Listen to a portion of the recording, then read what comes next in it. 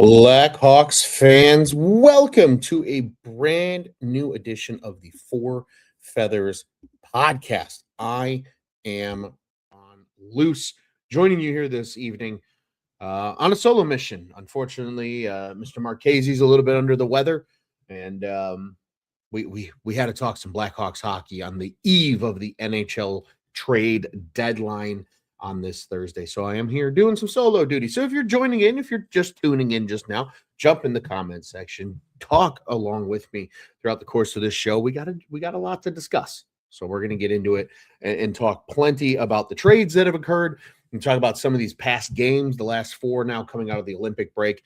And of course, let's not forget, we are also here to talk about some other random things and, of course, ruffle some feathers and hand out some stick taps. My good friend, Mr. Guilty, in the comments. This man loose does not rest. No, I do not, sir. This is just this is my life. We keep going and we keep it moving. But let's get into it. I'm excited to talk Blackhawks hockey because I'll tell you what. For anybody that knows, I am GM Ron. I love NHL trade deadline week. It's one of my favorite weeks of the year. And the NFL kind of hijacked it from me this week. I'm a little upset. And I know that probably confuses a lot of people because I'm a big football fan at heart. Football is a sport I played as an athlete. Obviously, a huge part of the Bears on Tap crew. So I'm not mad in that sense, but it has stolen some of the thunder away from NHL trade deadline for me. And that makes me upset because I love this week. It's one of my favorites of the year. I think the only thing that gets me just as excited is the NFL draft and the NHL draft and then free agency for the NHL when that opens. NFL free agency doesn't do it for me. I think because the whole tampering period thing kind of like there's no excitement to it. You know everything that's happening before the league year opens 3 days in advance typically or a few days in advance. So I digress. I'm off my soapbox. We're going to talk about NHL trades. I know there's a lot going on the Bears side of the world here for Chicago sports fans. I encourage you, if you have not already, Sonny Verma and I were due to go live right before that news broke. And luckily our ADHD kicked in and it took us a couple minutes to get going. And we were able to be some of the first people on any airwaves and any platform talking about the DJ Moore trade. So if you're looking for that, I encourage you to check that episode out. But we're here to start talking some trades. So let's get into it, shall we? The first trade that the Chicago Blackhawks made was none other than the Connor Murphy trade. Connor Murphy sent to the Edmonton Oilers. This trade broke earlier in the week. The Blackhawks retained 50% of Murphy's contract. Really no surprise there. Edmonton's cap situation is an absolute hellhole. In return, the Blackhawks get a 2028 second round pick. And I know everybody's probably wondering, what the fuck do they need a second round pick in 2028 for? Kyle Davidson's already made it abundantly clear that he wants extra picks in future years at this point in the rebuild. And we're going to talk a little bit, I think, more in depth about that later as I hand out some stick taps. But I think it's important to note that there's a good chance that that pick doesn't actually get used. And if it does, maybe it's the second selection the Blackhawks are making in 2028 because they're flipping their own first round pick elsewhere. And I think that's something that's critically important to keep in mind, right? If they are starting to compete, if there's a trade on the table that makes sense for the Blackhawks, and if it requires trading away some of that draft capital, it's okay to have that future draft capital because you can move it. It doesn't mean that he's going to use it. Now, we'll see what the future holds. But I think that's something to keep in mind here with some of these deals. So that was the first trade. And then there was a little bit of silence. And then friendly foe comes back to the Blackhawks. Again, the Edmonton Oilers and the Blackhawks make a second trade. This one breaks on Wednesday night, so March 4th. And that was Jason Dickinson and Colton Dach heading to the Edmonton Oilers. If anybody's familiar with the Stan Bowman regime, there's no man that loves to retread his players after he trades them away or after he's, in this case, left a city and gone elsewhere than Stan Bowman. Colton Dach was one of his draft picks in his last draft of 2021. It was a second-round pick in that draft. And now he's an Edmonton Oiler under Stan Bowman. He's an RFA, probably a guy they can keep for lesser money next year. It kind of fits the Edmonton Oilers window. So I'm not terribly surprised that they wanted Colton Dach in this deal. In return, the Blackhawks receive Andrew Mangiapane, which Mangiapane was a player I liked years ago. I think we're a little past that now, but he's a fascinating player, has $3.6 million this year. He's also under contract for next year.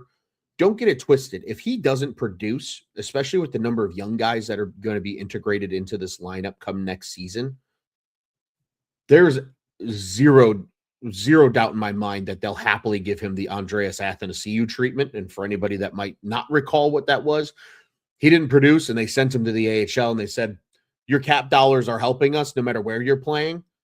But because you're not good enough to play on our NHL roster right now, you're going to go play with the Ice Piggies out in Rockford. And I think that could happen to Mangiapane. But this is also a guy now that he's going to get a look probably for the rest of the season as a part of this roster because the Blackhawks have effectively moved off of probably one more forward than I think they were expecting. We'll see what happens with Ilya Mikheyev. That is still largely up for debate at this point in time, but we will have to keep an eye on that. The first round pick, of course, has a condition. It was well reported this time. There was some good shade thrown. I will give love to where it is due. I know Tony and I had talked before this show leading up in the week, and Mr. Marchese said that his stick tap was probably going to go out to one Pierre LeBrun. So we will get to that a little bit more in detail later. But I'm gonna hold myself accountable to make sure I share that on Tony's behalf. The condition on the first round pick for the Blackhawks, it is a 2027 first. Now, mind you, the Edmonton Oilers did not have their own first round pick in this coming year's draft in 2026. So no surprise there, but it is top 12 protected unless Edmonton trades their 2028 pick. So in the event that the Edmonton Oilers trade their 2028 pick, then no matter what happens with the Edmonton Oilers, even if they finish in the top 12 of the draft lottery, the pick still goes to the Chicago Blackhawks. Ironically, that's exactly what just happened with the San Jose Sharks. They own Edmonton's first round pick for 2026. It had the same stipulation on it. And because now that they traded their 2027 pick to the Blackhawks, that 2026 pick is locked in to be the San Jose Sharks pick. Now, granted, the Oilers are almost a lock to make the playoffs. It would take a catastrophic collapse of the Edmonton Oilers down the stretch here for them to not make the postseason. So no matter what, it was probably going to go to the Sharks, but that was the stipulation. So now the Sharks know for sure they have that pick about a month and a half sooner than they would have otherwise when it comes down to it. And of course, money was retained here, 50% once again for Jason Dickinson. And with taking Mangiapane's money, it allows the Oilers to make that work for them for the rest of the season. Now, withholding money on Dickinson is important to note because let's say the Blackhawks do trade Nick Foligno or trade Ilya Mikheyev. They are out of retention slots. So for those that are not familiar how that works, every team in the NHL can retain on money on up to 3 contracts over the duration of those contracts. Now, obviously, if a contract expires and you no longer owe money on it or holding cap money on it, then that clears up a space, right? We've seen the Blackhawks utilize this over the course of this Kyle Davidson rebuild over the last few years. They did it with Josh Bailey and his buyout. They did it with Seth Jones, which is what one of those slots is currently being used for at this moment. And then now they've done it with Murphy and Dickinson. So they cannot retain any more money if they make any trades this season. So in order to make trades work potentially with cap strap teams, if they encounter those like the Edmonton Oilers, they will have to then either take back a bad contract of some kind to offset the money and make it work, or they just won't make those trades. So that's, I think, something to keep in mind here as we approach Friday's deadline of, will they move it? Will they move Mikheyev? Will they move Foligno? I think they might give Mikheyev the Donato treatment, keep him around, and then try to get back to the negotiating table with him this summer before he hits free agency on July 1st. So all things to keep in mind with those trades. And I think overall, I like the trades. Don't get me wrong. I think Jason Dickinson and Connor Murphy are great players. I really enjoyed them as Blackhawks, truly. Certainly going to be fans of those players, even when they're not in an Indian head sweater. Colton Dach. I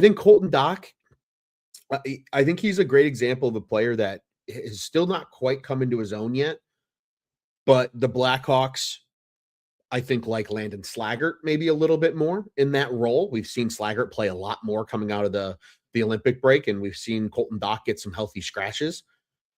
And I think on top of that as well, Colton Dach was going to be a restricted free agent. So they're saying, hey, you know what?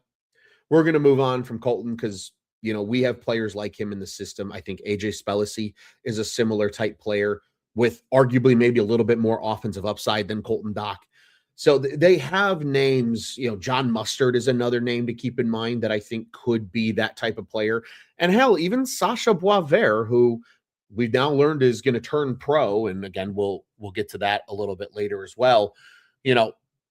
He says he models his game after Tom Wilson. And I think that's fascinating because he's a boxer and might be this like hardcore gritty center that I don't think the Blackhawks fans more so than the team itself expected him to be when he was drafted with the 18th overall selection in the draft, not this past year, but the year before. So incredible stuff to keep an eye on. Again, I really like those players, and I really want to bring just quickly attention here to what Connor Bedard said about these trades.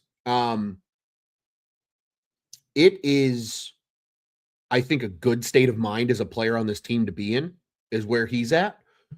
He mentioned, of course, his friendship with Colton Dach. He mentioned them talking on vacation about bringing the Stanley Cup to wherever Caribbean island they were on. And it does suck because these players have personal relationships, right? Like these guys are all friends. But it's a business, and I think these guys fully understand that. On top of that, you've also got Connor Bedard saying, well, this kind of motivates you as a player. Because now we want this to be the last season where this is happening at the trade deadline, where we're selling guys off for assets. I think that's a phenomenal approach for this young team.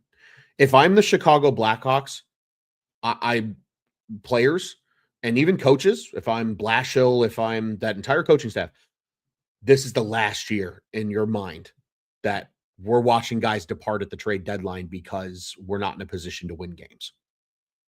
And they're going to be a very young team next year. And we'll talk some more about that too later on. But I think they're going to have the talent, and with growth from guys such as Bedard, such as Nazar, such as, potentially a couple of these guys that are going to turn pro in the forms of Frondell and Kanserov. Who's to say they can't mess around and make the playoffs, right? Who's to say that they're going to be in a position where Kyle Davidson feels like he needs to trade an expiring Teuvo Teravainen? I don't think they're going to be in that place. I think they're going to be in a position where Kyle Davidson says, hey, if anything, maybe we soft add a guy just to bring some experience down the stretch here and let these guys play meaningful hockey in the months of February, March, and April, because that's just as good for development as, these guys playing with freedom and with, without a microscope on them. So I like where Connor Bedard's head is after this deadline, because they're going to miss these guys, right? You create personal relationships with your teammates. Anybody that's ever played a sport can agree to that sentiment. But it's a note to these players of, hey, we can't let this continue to happen. We need to be better. We need to continue to get better as players. And if we do, then the rebuild's ahead of schedule and things are looking good and everybody's happy. And I think Chicago Blackhawks fans are happy too, because then they're winning more hockey games. And, there's been a lot of chatter, I think, especially on social media apps. I think even just in people's inner circles. I know I've seen some of it as well. But people just kind of being sick of this team losing and they're sick of draft picks and they want to see a team compete. It's starting to happen. You're going to start to see a largely Kyle Davidson created team on the ice as soon as the next 2 weeks, when Lardis inevitably gets called up because he's on a tear right now in Rockford, and Boisvert joins this team when he turns pro, after BU's season is over, because they've not had a good season and I doubt they're going to go far in their conference tournament. and probably Anton Frondell, depending on what Djurgårdens does in their first round of the playoffs. It's a best of 3, and they're currently in the 9 seed, so that means they would have to go on the road. Chances are they could lose, and he's here sooner than people anticipate. So I think now is really the time where, okay, Kyle Davidson, these are your guys. These are no longer veterans that are just holding spots for these young prospects that you drafted. This is a young team comprised of guys that either you signed or you drafted or you gave extensions to, like in the case of Alex Vlasic, because he was technically a Stan Bowman draft pick, even though Davidson was in the organization when they selected him. Now it's starting to get kind of close to the put your money where your mouth is and start to see real progress, not just 10 to 15 points better in the standings and still be in a position to have the top overall pick. Now things need to start to progress, I think, going forward for the Blackhawks. Because I'll tell you what, their last 4 games, they did not progress. And so let's just kind of talk through those briefly. I mean, really the only good game that came out of this was that game in Utah.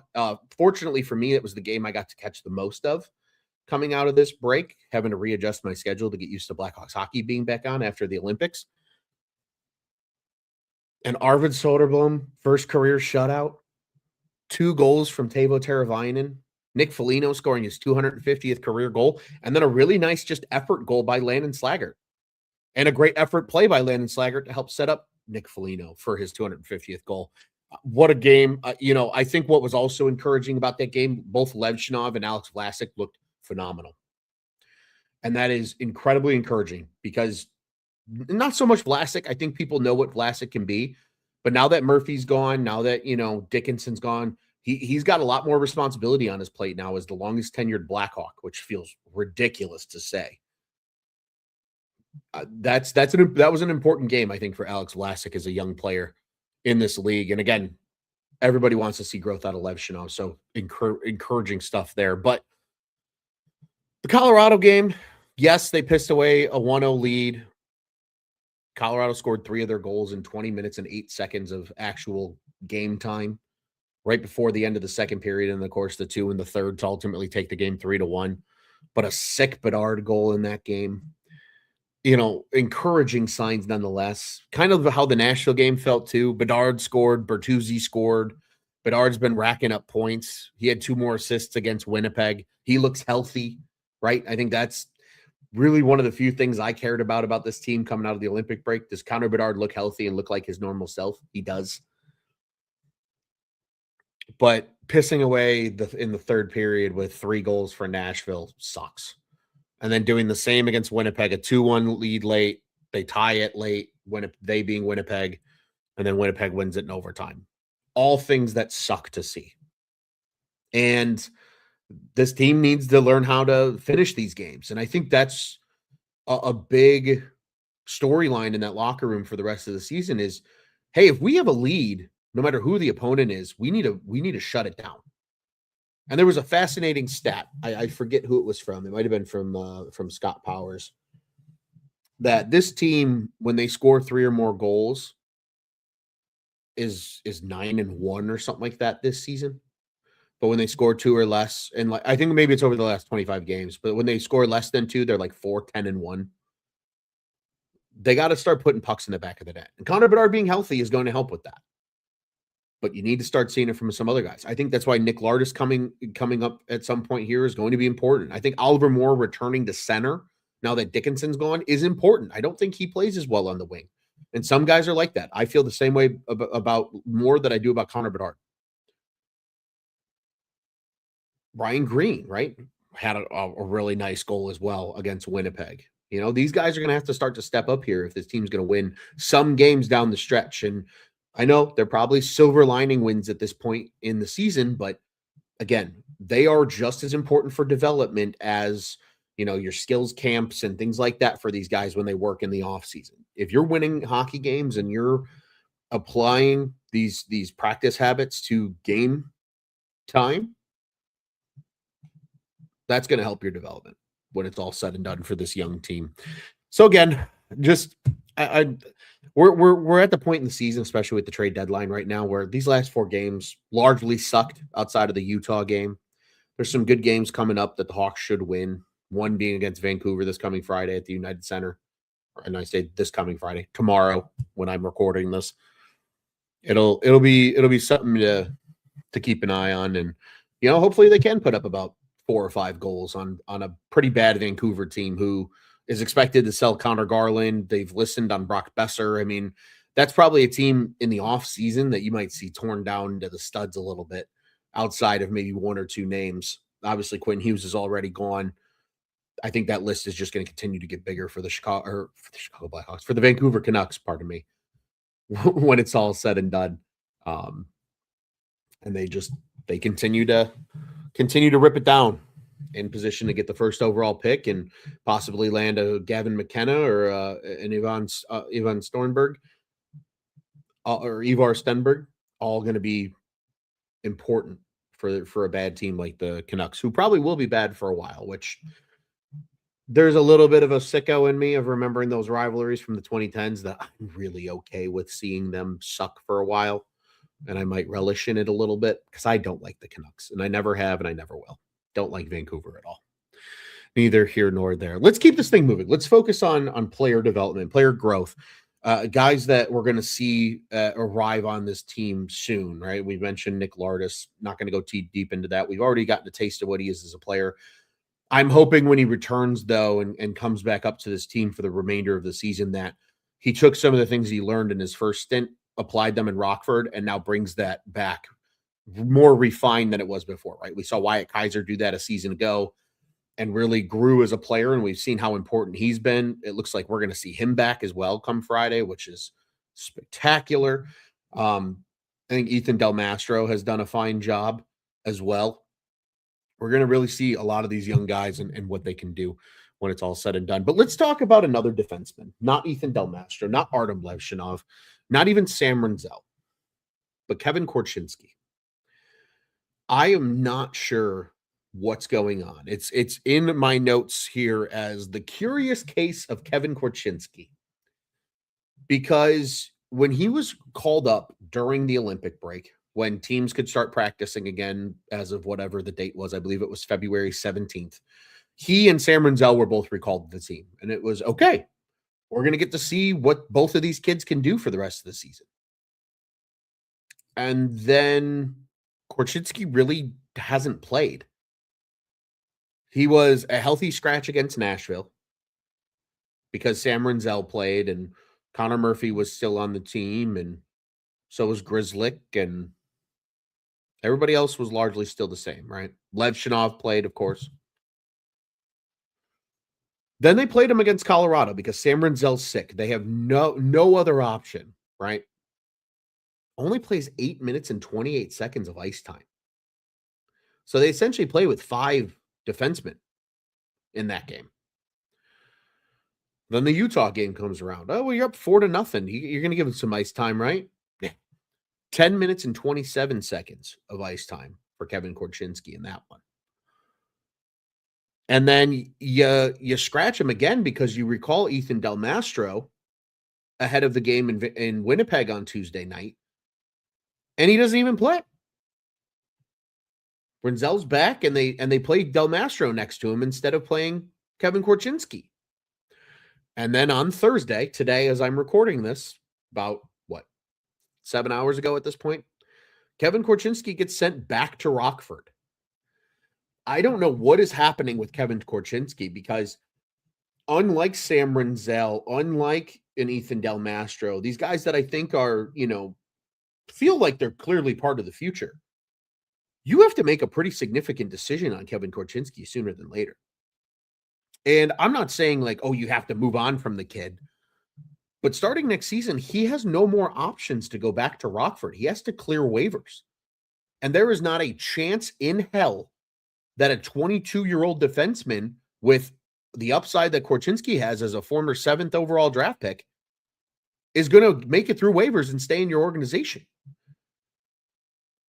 I would hope you play him 15, 16, 17. Hell, give him 18 minutes a night and just see what the hell he can do. Because guess what? If he shows some flash, but you don't think he fits the future direction of how you're building this hockey team, then Kyle Davidson, I'm sorry to say it, buddy, but you might have to trade him.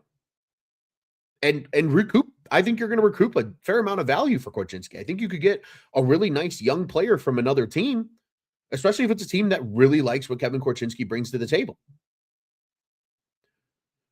But you're not going to be able to sneak him through waivers. What is he going to be, your 7th defenseman next year? Your former 1st overall pick, your first pick as GM of this team is going to be a 7th defenseman that's a healthy scratch? No, of course not. And don't get me wrong. It's okay if guys don't work out. And the reason I say this is because I know most Hawks fans probably don't remember this because you're blinded by the cup years, and that's totally okay. But Cam Barker was supposed to be the next best thing since sliced bread when he was taken 3rd overall in the draft. He was the next great offensive defenseman. He made James Wisniewski feel obsolete, which we saw Wiz go on and have a great career as an offensive defenseman in the NHL. We thought he was a part of the rebuild fully, and he wasn't then because Cam Barker was there. Cam Barker had a 40-point season at a really young age. And then Cam Barker completely flared out and became nothing. Right? It was just Duncan Keith and Brent Seabrook and a 4th-round pick named Nicholas Hjalmarsson that became your core defenseman, supported by names like Brent Sopel and Johnny Oduya and Brian Campbell and Jordan Hendry and Nick Leddy and Kim Janssen and Michael Roosevelt, and you get it. There's a chance that Korchinski's maybe not a part of this core. Maybe your core is Vlasic and Renzel and Levshinov and Kaiser, with Crevier as a really nice surprise, or maybe Crevier is a part of that core. I don't know. None of us know, right? It's a baseball movie, but like in Moneyball, you don't know. None of us know. None of us know shit. These are all calculated risks. And if it's not working here, if you're not going to give him the opportunity to play, then maybe give the kid a change of scenery. Because if he's going to go to Rockford and waste away there for another year because you can't pass him through waivers, that's a waste. Somebody else will happily take a stab at fixing whatever is not right in his game. There's clearly something they don't like in his game, considering the fact that he played a combined 19 minutes of ice time in 2 games and then was a healthy scratch the other 2. I don't know what's going on with the whole Kevin Korchinski thing, man. And, it's funny because everybody's like, well, he's Kyle Davidson's first draft pick and he's not going to trade him. And maybe he will. Maybe we look back at that 2022 draft and say, wow, isn't it crazy that they ended up dealing Korchinski, who was the 7th overall pick, but Nazar and Sam Renzel became pieces of this future as the other 2 first-round picks in that draft? That's totally possible. That happens all the time. I know people are like, well, a 7th overall pick should be a slam dunk. It should be, but even then, they're not always slam dunks. Remember Niall Yakupov? Right? Cam Barker's a great example. He was a 3rd overall pick. And some guys come on later, right? I mean, look at Dylan Strome, a former Blackhawk. He was a 3rd overall pick. Everybody started calling him a bust. And then he broke out just later in his career. And it kind of started in his time in Chicago. He really started to kind of catch his bearings, and then Stan Bowman fumbled that one, and then he left, and now he's been great. He's been a huge piece of the Washington Capitals, and kind of part of their resurrection as a new looking franchise after departures of household names like TJ Oshie and Nicholas Backstrom. So it'll be fascinating to see what happens with Kevin Korchinski. But that, I think, is something I am microscoped on for the rest of the season, because it just, if you're not going to give him an opportunity, give him an opportunity somewhere else and do right by the kid. If you don't think it works here, that's okay. And we'll talk about that doing right piece later, because Kyle Davidson addressed it in his interview with the Stretch presented by Barstool. The Barstool Chicago guys, Chief, Eddie and Dave were on this episode, and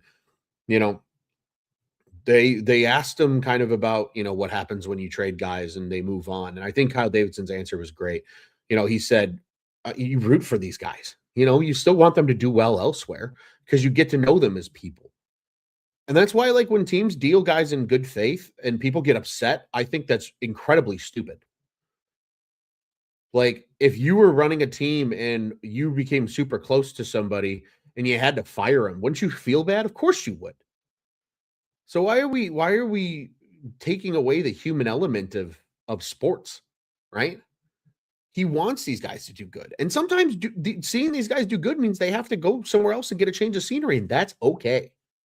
But if that's the case with Kevin Korchinski, they got to figure something out because he's either got to be in the NHL next year all the time, or you're going to lose him on waivers for nothing.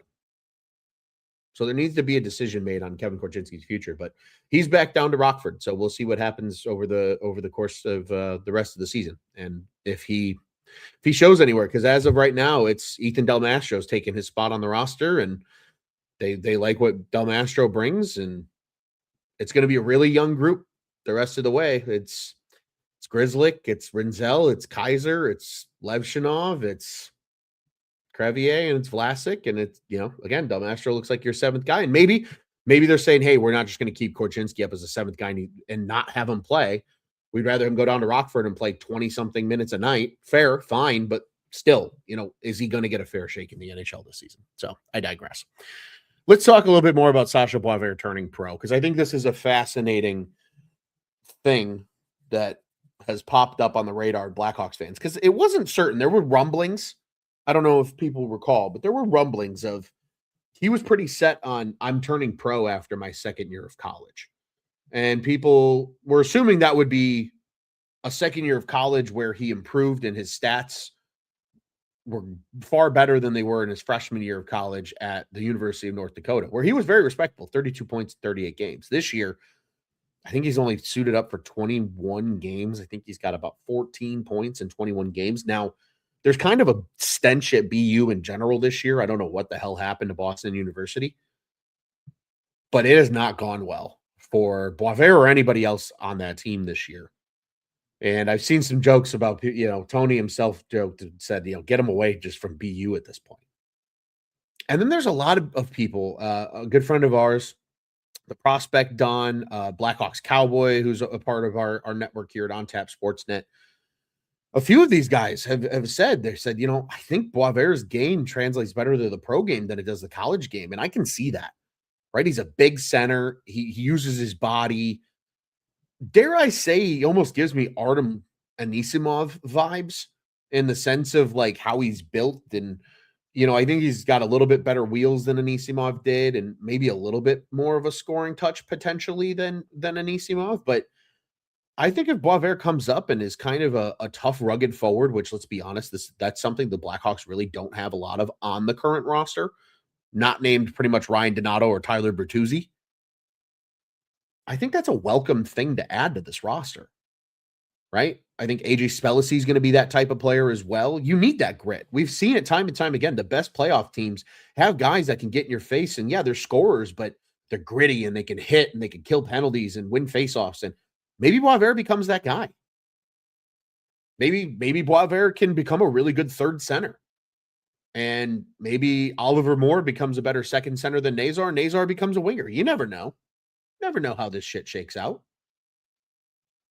But I'm really, really excited to see him because, again, I don't think BU is going to go far in their conference tournament, which I believe starts next week. I think they have one last game this coming weekend, and then they start the conference tournament. So, I mean, we could see him as soon as the middle of March, which I think will be fantastic. It just remains to be seen in terms of, again, where the Blackhawks get him in terms of the rest of the season. But I think he's going to get a lot of games, and it's going to be fun to see what Sasha Boisvert brings to the table. Before we get to our next point, a question here from Lebowski. Where is the other dude? Where is Tony Marchese? Tony Marchese is under the weather. For those that are joining us late, he, as of about 4 or 5 hours ago, reached out to me. It was like, hey, man, I feel terrible. Chances are not going to be able to make the show tonight, but I'm going to try my best. And he said he was going to take a nap, and he took a nap, and I called him and he didn't answer. So I think he's in slumberland because he just didn't feel good. So Hoping Mr. Marchese feels better. But we're here to hold it down. We're here to continue to talk about things. And in fact, we're actually kind of starting to wind this thing down here a little bit. We don't have much else to talk about besides our habitual segments and kind of what's on tap next. But of course, the standings update quickly for everybody. The Hawks are 11 points out of a playoff spot and 13 points out of the basement. So again, they kind of hover still in that same territory that they've been for a while. In addition, worth noting, 2 games from those last 4 that we discussed a little bit earlier have been added to the games they'll want back tracker. We're now up to 11 on the season. It was that Nashville game, those 3 third period goals that ultimately led to the loss. And then, of course, the 2-1 lead late against Winnipeg on Tuesday, only to lose 3-2 in overtime. After the game tying goal came with just 42 seconds left in the game. So just a thing to keep in mind there. But without further ado, if I haven't already, I'm going to try to ruffle your feathers. It's time to ruffle some feathers. All right, let's ruffle some feathers, shall we?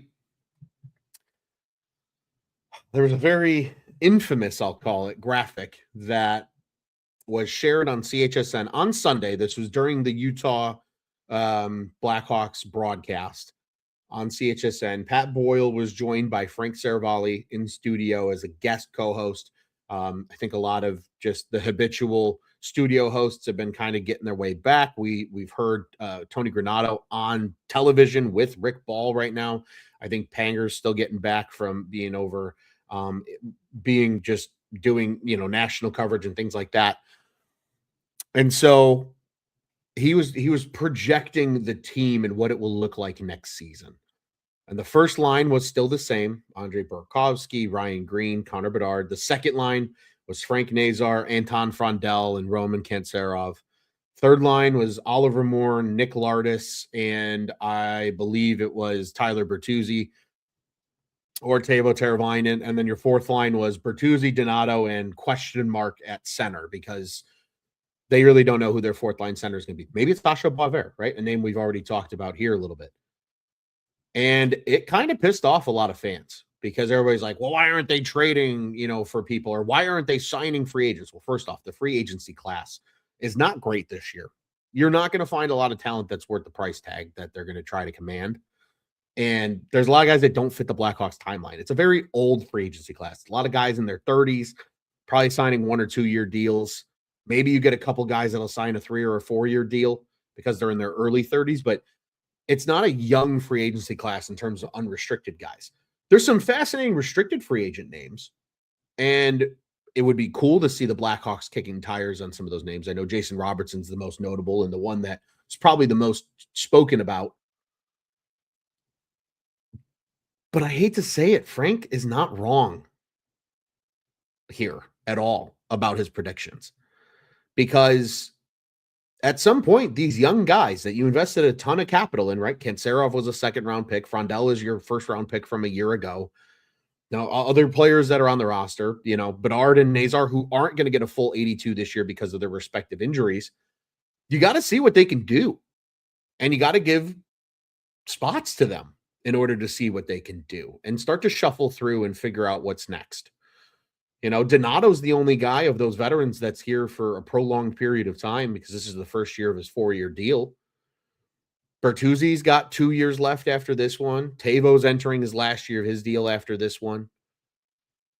So there's a lot of things to be seen in terms of these young guys. They're going to have to play.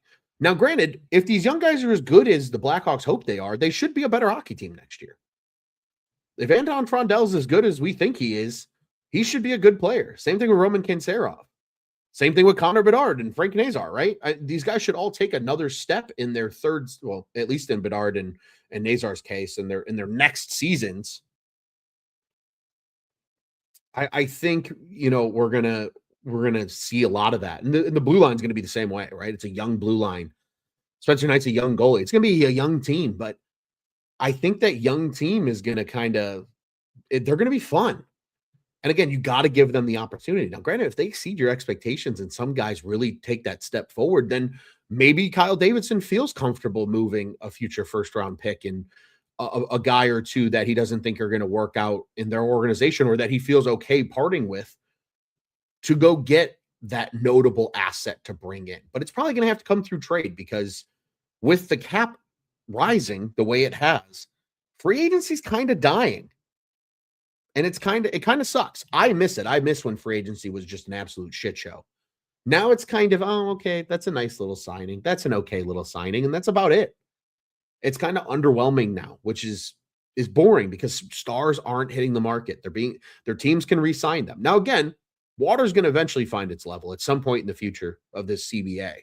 And eventually teams will not be willing to spend all the way to the cap because that cap is probably going to exceed what those teams can actually spend in terms of physical dollars.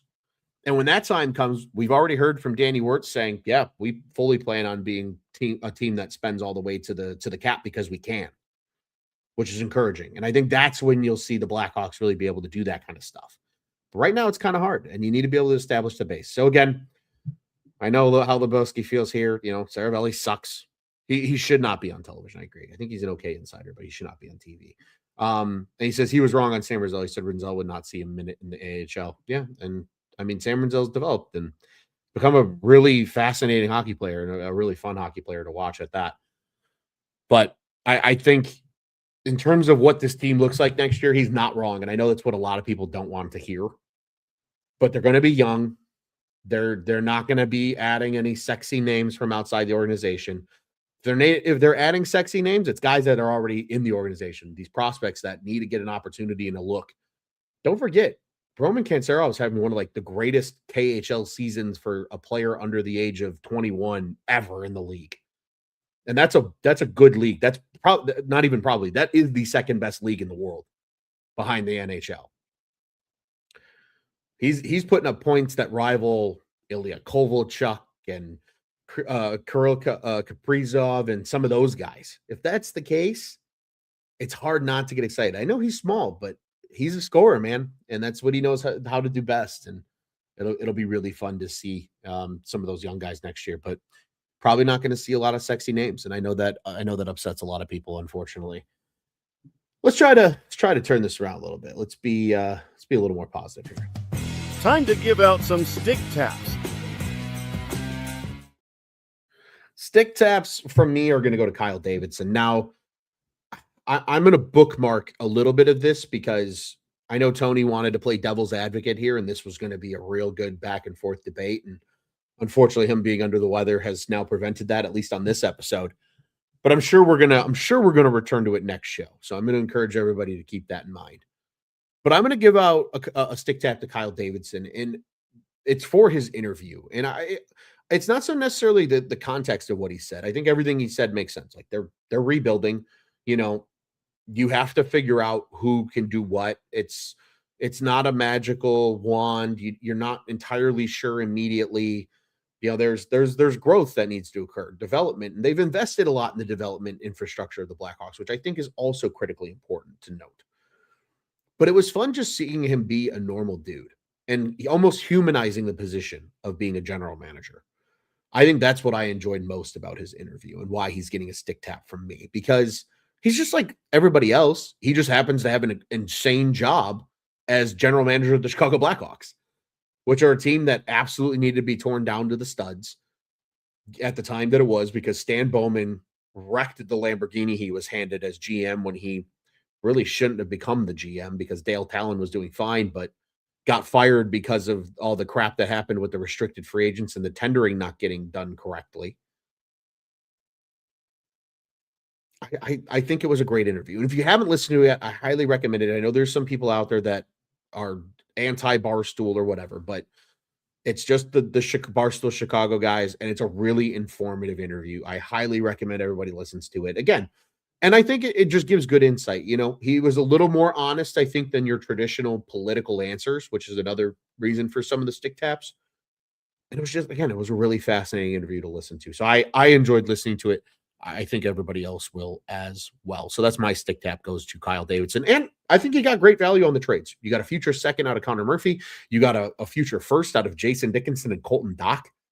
and Andrew Mangiapane, who's going to be kind of a fascinating name to watch for the rest of the season and see, A, if he really even gets that much run, and B, if he doesn't, does he get the Andreas Athanasiou treatment because he's got another year in his contract, and that was a cap dump for the Edmonton Oilers. Since he was already sent down to the AHL by them, and they were carrying some of his cap hit already on the books. So it's gonna be interesting to see. But I think Kyle Davidson all around trade deadline. We'll see if he makes any more moves between now and Friday. We'll probably be back with you guys on Sunday. I'm hoping Tony and I can then have that Kyle Davidson debate here a little bit as well.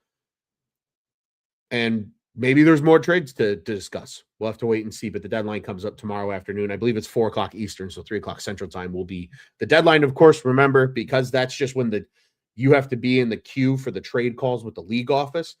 The trades themselves might not get reported until later. Sometimes they trail out about an hour and a half after, depending how much action there is when it's all said and done. So keep that in mind. Just because 3 o'clock comes and you don't hear anything doesn't mean it's totally done yet. If we get to 5 o'clock and you don't hear anything, then it's probably done when it comes to the NHL trade deadline. And then again, the Blackhawks are in action tomorrow night against the Vancouver Canucks. It's a 7:30 puck drop at the United Center. It's a good one, another Friday night hockey matchup. I believe it's the penultimate one of the season. I think the final Friday night hockey that the Blackhawks will have will be when the Avalanche come to town in 2 weeks. And that'll be on Friday night. And that's also the last game against the Avs that they'll wear the black jerseys for this season. So if you want to get out and see that, I highly recommend that you do. What's on tap next? Well, what's on tap next? We already mentioned the Friday's game against the Vancouver Canucks. That's on CHSN at 7:30. Then the Blackhawks go on the road. It's a back-to-back on Sunday and Monday. The first game is in Dallas, Texas against the Stars. That's a 5 o'clock start Central Time. So a little early evening hockey, which will be kind of fun to see. That's also on CHSN. And then on Monday, they're back at the United Center. They play the Utah Mammoth, who they just saw this past Sunday. That's a 7:30 start at the United Center on CHSN as well. And then they have 2 days off before they're back in Utah. But this time, instead of a 3 o'clock start on a Sunday, like this past game was against the Mammoth, it'll be an 8 o'clock start local time. They are an hour behind us in terms of time zones. And again, that is on CHSN. That'll be Thursday, March 12th. And we will certainly be back with you on a show between now and at least the post game of that March 12th game. So we'll have another What's on Tap next with what's to come in the future. To those that listened along with me in this solo episode of mine, I certainly appreciate you. I know it's a little bit late. It's still a work night for everybody, but happy Friday to everybody as you are listening to this, hopefully on your morning commute, if you weren't able to join us live. If you do want to watch these when they go live, head over to the On Tap Sportsnet YouTube channel, hit subscribe, hit that bell button, and you'll know when all of our shows go live. Four Feathers Podcast, Bears on Tap, the Building the Board show was live tonight talking about receivers. That was a great episode, and encourage everybody to go check that one out as well. As I mentioned, Bears on Tap was also live earlier today discussing the DJ Moore trade. And again, baseball is right around the corner as well. Here is the World Baseball Classic and the season are on the horizon. Be sure to check out Cubs and Sox on Tap as well. And of course, our guys over at Bulls on Tap. It's a new looking show, but they're doing a phenomenal job. Be sure to check out those guys over there as well. Sal and Justin are absolutely crushing it as the voices of Bulls on Tap. And of course, encourage everybody to head over to ontapsportsnet.com and follow at OnTapSportsNet on the socials. Follow us at Four Feathers Pod. And if you're listening to us on podcast, we'd appreciate if you left a 5-star rating. And if you don't think we're worth 5 stars, tell us what we're doing wrong. And we'll certainly aim to improve. Again, I appreciate everybody joining me here on the eve of the NHL trade deadline. This one was titled Trades, Trends, and Tragic Endings. Some brutal losses along the way are some of those tragic endings. The trends of how this team is building and some of those trades that have happened. Of course, the trades themselves are the highlights of our show here tonight. We look forward to seeing you soon. From myself, GN Ron, and everybody at Four Feathers Podcast, we wish you a great weekend. And as always, let's go Hawks.